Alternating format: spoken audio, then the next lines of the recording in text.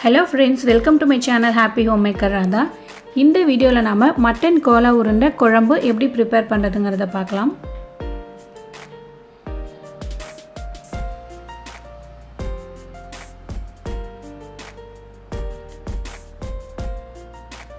நாம கோலா உருண்டை செய்யறதுக்கு முன்னாடி ஃபர்ஸ்ட் குழம்பு வச்சிடலாம்.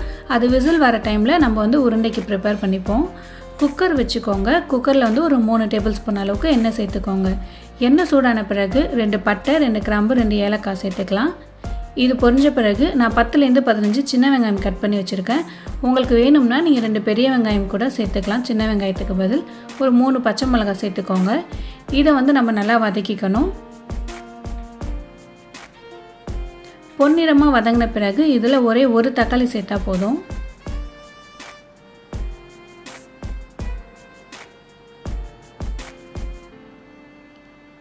இப்போ இதெல்லாம் நல்லா வதங்கிருச்சு. இது கூட வந்து நான் மட்டனோட எலும்பு பீஸ் சேர்க்குறேன். நம்ம கோலா உருண்டை செய்யறதுக்கு கடையில் வாங்கும்போது பார்த்திங்கன்னா கறி கொத்தி கேட்டு தான் வாங்கணும். அதை தான் நம்மளால் அரைக்க முடியும். அதில் இருக்க எலும்பு பீஸ் வந்து அவங்க கொடுத்துருவாங்க. அதை போட்டு குழம்பு வச்சோம் அப்படின்னா ரொம்பவே டேஸ்ட்டாக இருக்கும். இதில் வந்து இஞ்சி பூண்டு பேஸ்ட் வந்து நான் சேர்த்துக்கிறேன். மட்டன் குழம்புக்கு எப்போவுமே இஞ்சி பூண்டு வந்து தண்ணி சேர்க்காமல் அரைச்சி இது மாதிரி போட்டோம் அப்படின்னா குழம்பு ரொம்ப டேஸ்ட்டாக இருக்கும். 1 டேபிள்ஸ்பூன் அளவுக்கு மிளகாத்தூள், 2 டேபிள்ஸ்பூன் மல்லித்தூள்,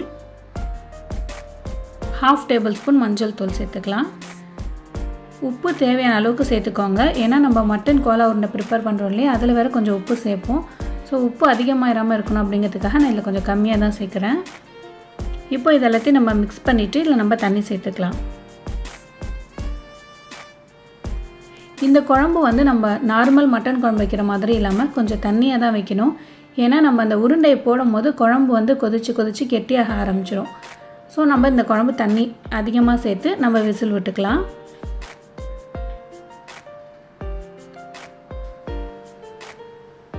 நம்ம தண்ணி சேர்த்தாச்சு.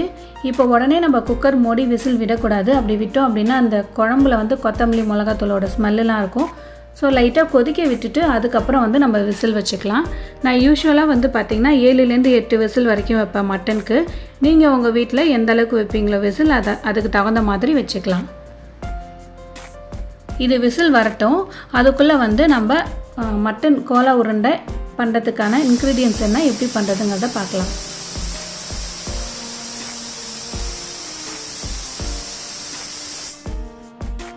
சின்னதாக ஒரு பேன் வச்சுக்கோங்க. அதில் 2 பட்டை, 1/4 டேபிள்ஸ்பூன் சோம்பு, 3 டேபிள்ஸ்பூன் அளவுக்கு பொட்டுக்கடலை சேர்த்துக்கோங்க. இது சூடானா போதும், ரொம்ப வறுக்கணுன்ற அவசியம் கிடையாது. சேம் அதே பேனில் 1 டேபிள்ஸ்பூன் அளவுக்கு எண்ணெய் சேர்த்துக்கோங்க. எண்ணெயில் சின்ன வெங்காயம் போட்டுக்கோங்க. இதுக்கு பெரிய வெங்காயம் போடுறதை விட சின்ன வெங்காயம் போடுறது தான் ரொம்ப டேஸ்ட்டாக இருக்கும். லைட்டாக வதங்கினா போதும். இதிலே ஒரு 1/4 மூடி அளவுக்கு திருவின தேங்காய் நான் சேர்த்துருக்கேன். ரெண்டையும் நல்லா வதக்கி எடுத்துக்கலாம். இப்போது கடையிலேருந்து வாங்கிட்டு வந்த அந்த மட்டன் பீஸ் இருக்கு இல்லையா, கொத்தி வாங்கினது, அதை வந்து நான் அரைச்சிக்க போகிறேன். ஏன்னா அவங்க கொத்தி கொடுக்கறது நமக்கு வந்து கன்சிஸ்டன்சி கரெக்டாக வராது. இப்போ மிக்ஸி இருந்துச்சுன்னா நீங்கள் அதில் கூட போட்டு அரைச்சி எடுத்துக்கலாம்.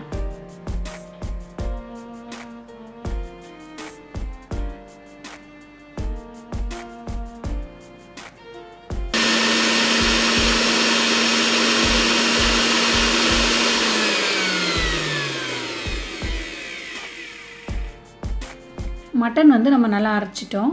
கொஞ்சம் கூட தண்ணி சேர்க்காம தான் அரைக்கணும். இது கூட நம்ம வதக்கி வச்சுருக்க வெங்காயம், தேங்காய், அதுக்கப்புறம் நம்ம வறுத்து வச்சுருக்க பொட்டுக்கடலை, சோம்பு, பட்டை, இது எல்லாத்தையும் சேர்த்து அரைச்சிக்கலாம்.